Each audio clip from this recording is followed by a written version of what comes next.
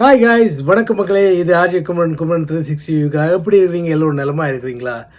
இன்றைக்கு இந்த அரசியல் கட்டணன்றதுக்கு இந்த அரசியலோடு சம்மந்தப்படுத்தி பார்ப்போம். இது என்ன என்றா மிகவும் கவலைக்குரியதும் வேதனைக்குரிய முடியும் என்னவாக இருக்குதுன்னு சொன்னால், சமகாலத்தில் தமிழர்களின் அரசியல் நிலைப்பாடும் தமிழர்களின் யார் அந்த அரசியல் நகர்வுகளை கொண்டு போகின்றார்கள் என்கின்ற கேள்வியும் எழுந்து நிற்கின்றது. ஏனென்றால் தாயகத்தை எடுத்து பார்த்தோமாக இருந்தால் தாயகத்தில் உள்ள அரசியல் கட்சிகளும் அந்த அரசியல்வாதிகளும் சுயேட்சை அரசியல்வாதிகளும் இவர் என்ன செய்கின்றார் அவர் என்ன செய்கின்றார் என்று மாறி மாறி பிழை கண்டுபிடிப்பதிலேயே காலத்தை போக்கிக் கொண்டிருக்கின்றார்கள்.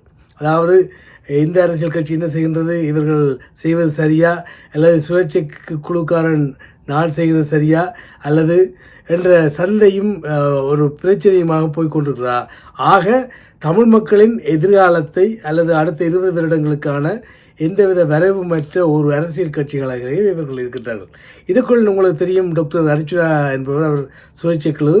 அவர் என்னென்றால் முதல் எப்படி இந்த படிப்படியாக முன்னேறி வந்தார் என்று தெரியும். சாவச்சேரி ஆஸ்பத்திரி, அதுக்கு பிறகு எம்பி ஆகி இப்பொழுது எம்பி ஆனவர் ஆஸ்பத்திரியில் வைத்தியர், பிறகு எம்பி, இப்போ யூடியூபர் ஆயிட்டார். உங்களோட வேலை என்ன?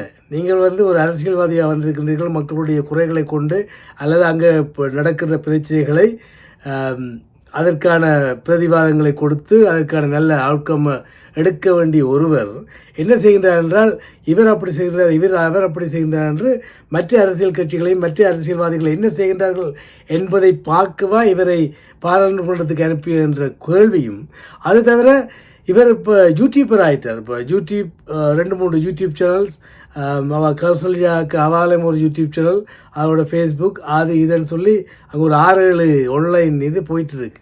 அப்போ அதில் ஒவ்வொரு நாளும் லைவ் எல்லாம் வருவார், லைவ் எல்லாம் போடுவார்.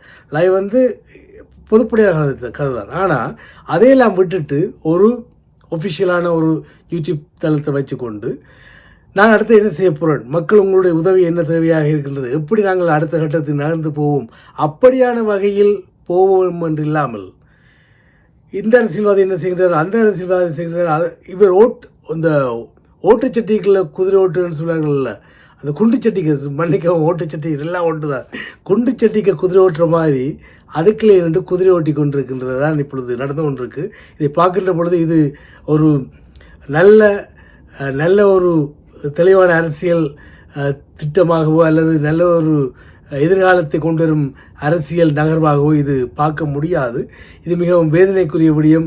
இப்படிப்பட்டவர்கள் உண்மையிலேயே தாம் எதற்காக பாராளுமன்றத்துக்கு அனுப்பப்பட்டோம், தம்முடைய அரசியல் நகர்வு என்ன என்பதை அவர்கள் புரிந்து நடக்க வேண்டும். அதோடு எதற்கெடுத்தாலும் உடனே எடுத்து கொள்வார், தலைவர் இருந்தால் இறைவன், இல்லாவிட்டால் தலைவன், அது இதுன்னு சொல்லி நடந்து முடிந்த பிரச்சனைகளை எடுத்து வச்சு தன்னைத்தானே மக்களுக்குள் நல்லவன் காட்ட முனைகின்றாரே ஒழிய மக்களுடைய பிரச்சனையை எவ்வாறு அடுத்த கட்டத்துக்கு எடுத்து செல்வது. இப்போ இலங்கை அரசாங்கம் பாராமுகமாக இருந்தால் இந்த அரசியல் கட்சிகளோடு சேர்ந்து தமிழர்கள் எல்லாம் சேர்ந்து, மலையக தமிழர்கள், வடக்கு கிழக்கு தமிழர்கள், முஸ்லீம் தமிழர்கள் அனைவரையும் சேர்த்து ஒன்றாக இணைத்து ஒரு மாபெரும் சக்தியாக எப்படி கொண்டு செல்லலாம், அல்லது வெளிநாட்டு ராஜதந்திரிகளோடு அல்லது வெளிநாட்டு உயர் ஸ்தானிக ஆலயங்களோடு சென்று பேசி கதைத்து நமது பிரச்சனையை எவ்வாறு வெளிக்கொண்டுடலாம் என்பதை விட்டு பாராளுமன்றத்துக்கு போகிறது, அங்கே காய்ச்சினா இது என்று லைவாக இங்கே சொல்கிறது, அதில் எந்தவித பிரயோசனமே நடக்க போகிறதில்லை என்பதை இவர்கள் விளங்கிக் கொள்ளணும். விளங்காவிட்டால் அது நேரம் விரயமான கால விரயம்தான். அடுத்த 4 வருடம் 3 வருடங்களில் பிறகு ஆட்சி மாற்றங்கள் வரும், பாராளுமன்ற தேர்தல் வரும், அப்பொழுது எல்லாமே மாறிப்போகும். அதுதான் நடக்கப் போகின்றது.